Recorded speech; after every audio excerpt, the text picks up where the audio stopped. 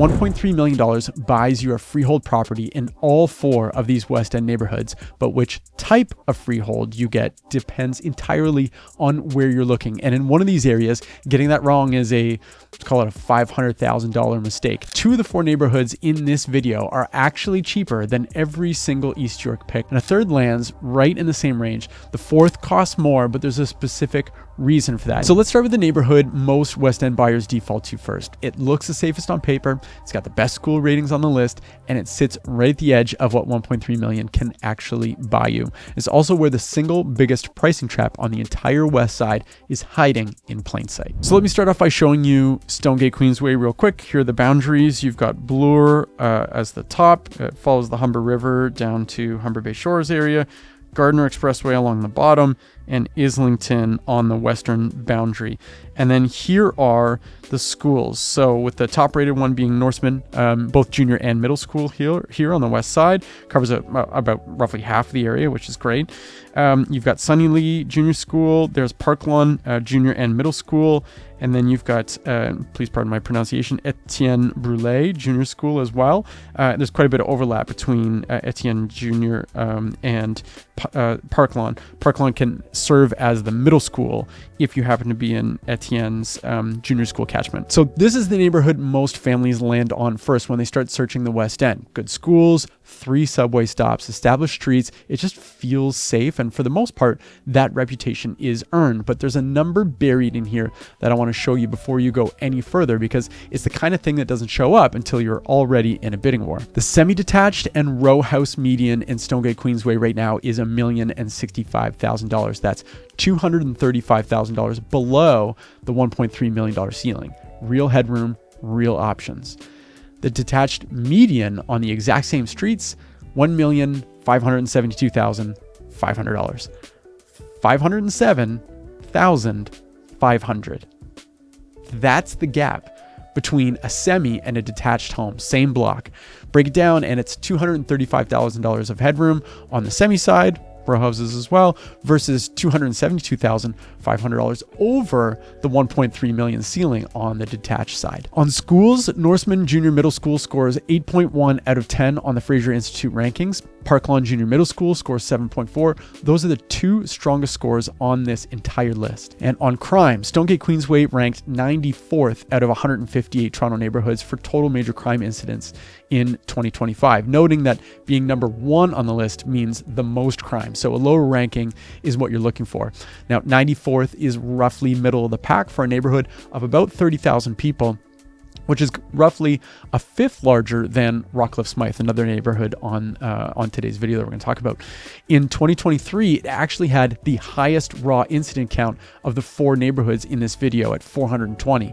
By 2025, that had dropped to 290, which is a real improvement. There was 1 homicide in 2025. I want to be clear, the schools here are genuinely strong. 8.1 and 7.4 aren't numbers that you're going to find everywhere in the West End or the East End, to be all that honest with you.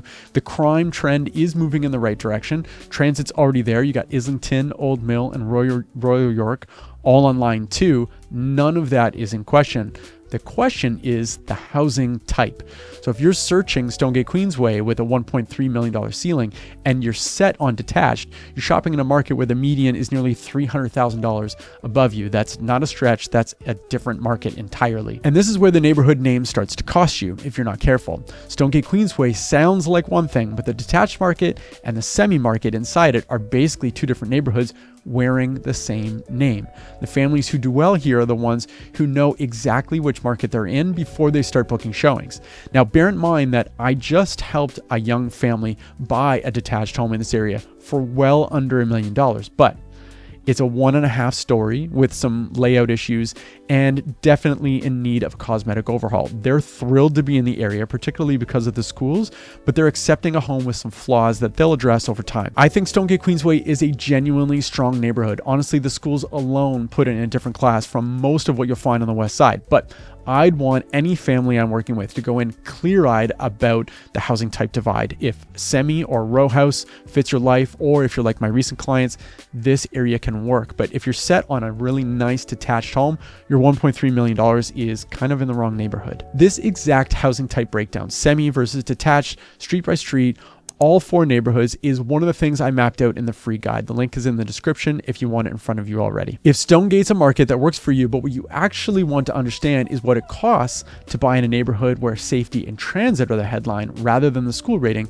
this next one is probably the most honest answer to that on the west side. So this next area is Junction-Wallace Emerson. Here's where it is on the map.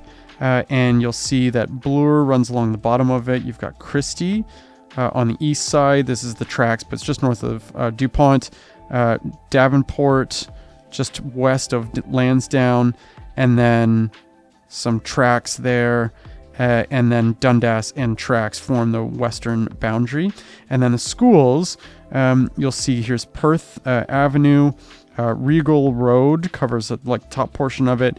You've got Pauline Junior in kind of the middle lower. You've got Dovercourt in the covering the middle section here, and then Essex Junior and Senior Public School covering the eastern portion of it. Now, I'm not going to pitch this one as a value play because it isn't. I'd be lying to you. At $1,282,500 median with $17,500 of headroom, this is the most expensive neighborhood on today's list. What it is the price of established transit and a clean safety record in this part of the city. That's what you're actually paying for here. Now, here's what that $17,500 of headroom is really telling you. The market has already done the math on this one. The safety record, the subway access, the urban feel, it's all priced in already. You're not finding something that the market missed. You're paying the market rate for something the market got right. I wouldn't tell a family not to buy here. I'd tell them to go in knowing exactly what they're paying for and exactly how little room they have to move.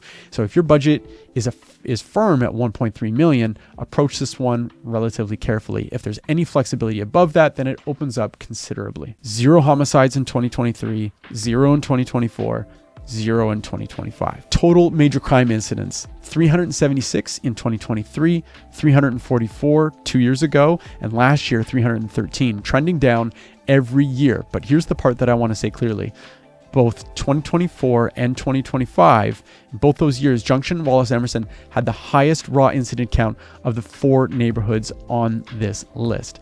So both of those are true at the same time. 0 homicides and the highest total incident count of the 4 in the last 2 years. I'm telling you both because that's what the data actually says. And you should know both before you buy, not just the flattering half. For total major crime incidents, Junction-Wallace Emerson ranked 80th out of 158 Toronto neighborhoods in 2025. That's almost exactly the citywide median, not among the highest, not among the lowest. Now for transit, Lansdowne and Dufferin stations, both line 2, they're established, they're not phased in, not coming soon, no waiting on a construction timeline. For schools, which you saw earlier on the map, Pauline Junior Public Schools scores 7 out of 10, and it's ranked 873rd out of 3,052 Ontario schools, which is solid. It's not the standout on this list, but it's very solid. Both Stonegate and Junction-Wallace Emerson carry strong reputations, and for the most part, the data backs them up. But the next neighborhood is the one where reputation and the data are the furthest apart, and that gap is where a lot of buyers make a mistake. Okay, next on this list is Rockcliffe-Smythe. And if you look at the map here, you can see that Humber River, again, along the western border, St. Clair / Dundas along the bottom, it kind of zigzags up until it meets roughly Weston Road and the tracks, cuts across, and then kind of goes in and around Eglinton across the top.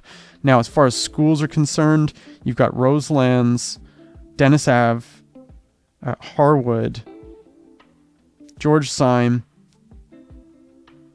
and Lambton Park all servicing this neighborhood.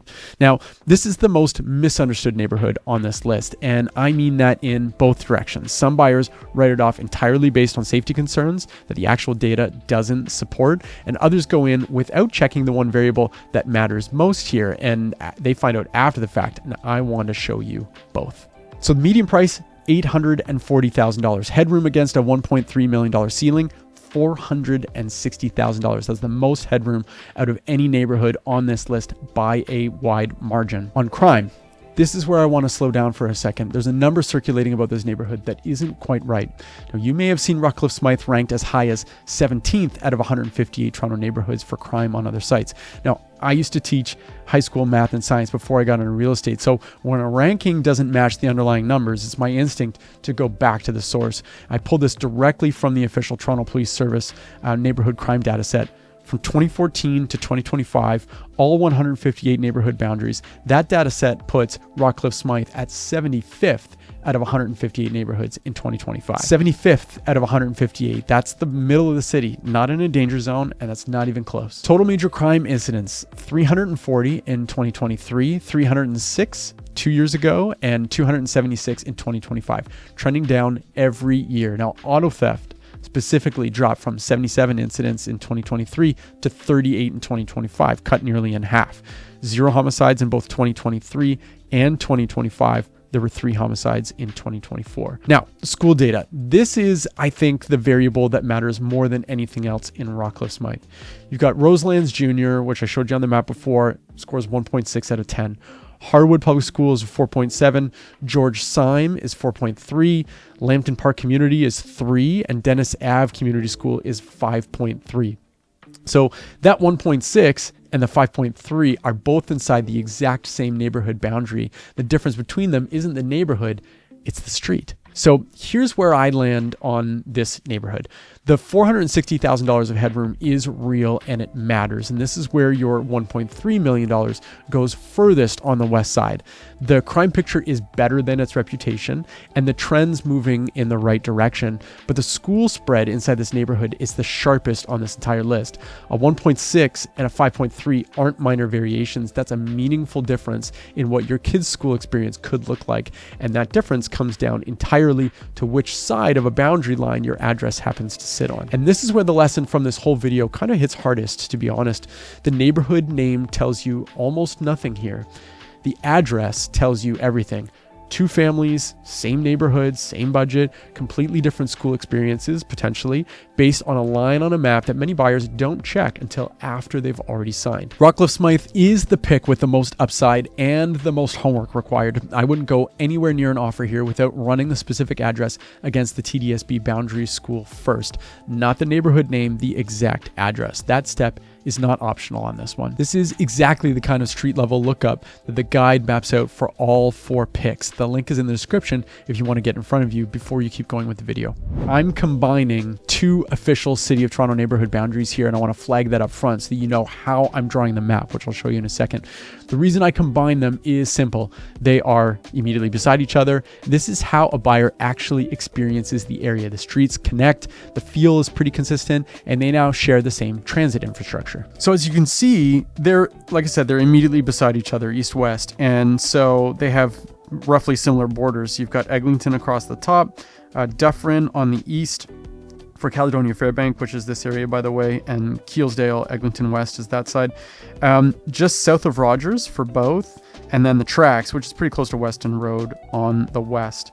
Now, if we take a look at the schools, you've got, there's Keelsdale, there is Silverthorne, here is F.H. Miller, and then you've got Fairbank Memorial. So those schools are the ones that service both of those 2 areas. Median price, $895,000. The headroom against $1.3 million budget is $405,000. That's the second most room on this list after Rockcliffe-Smythe. Now, on February 8th, 2026, the Eglinton Crosstown, line 5, finally opened after forever. The corridor got 3 stations out of it. You've got Caledonia, Fairbank, and Keelsdale. So not someday, not expected in 2027. It's open right now, finally, after what feels like basically forever. Now, on November 16th, 2025, the Mount Dennis Mobility Hub opened as well. You got GO Train, you got Up Express, and you've got TTC connections less than 10 minutes from this corridor as well. For schools, which I showed you earlier, Keelsdale Junior Public School scores 5.3 out of 10, ranked around 2026th out of 3,052 Ontario schools. Fairbank Public School scores 4.4, mid-range. I'm not going to pretend that this is a strength here because it isn't. On crime, Keelsdale Eglinton West ranked 107 out of 158 neighborhoods, and then Caledonia Fairbank ranked 127. So if you average those 2 out, you're sitting around 117, which is solidly in the quieter half of the city. That's fewer total incidents than most Toronto neighborhoods on both sides of the corridor. Total major crime incidents in Eglinton West was 198 in 2023, 136 2 years ago, 103 last year, 2025. Assaults dropped from 85 to 53 between 2024 to 2025. Now for Caledonia Fairbank, 116 incidents in 2023, 104 in 2024, and 112 in 2025. It moved by less than a dozen incidents year over year, essentially flat, and it ranked 127th out of 158. That's among the quieter parts of the city. Here's the thing about the transit story. It isn't a promise anymore. It's already happened. Line 5's been running since February 2026. The $895,000 median reflects what this corridor was worth before 3 new rapid transit stations landed on it. That gap between what the transit now actually delivers and what the median price currently reflects, that's probably the most interesting number in this entire video. The schools are mid-range. I'll say that straight. The crime trend in Eglinton West is genuinely positive. It's nearly cut in half over the last 2 years. Caledonia Fairbank is stable. It's not improving dramatically, but it is stable, which is important. I've got a client family who bought in this corridor before they had kids. They enjoy the neighborhood legitimately, but they're now realizing that the school that their daughter would attend and the curriculum that she'd be learning isn't really what they want for her long term.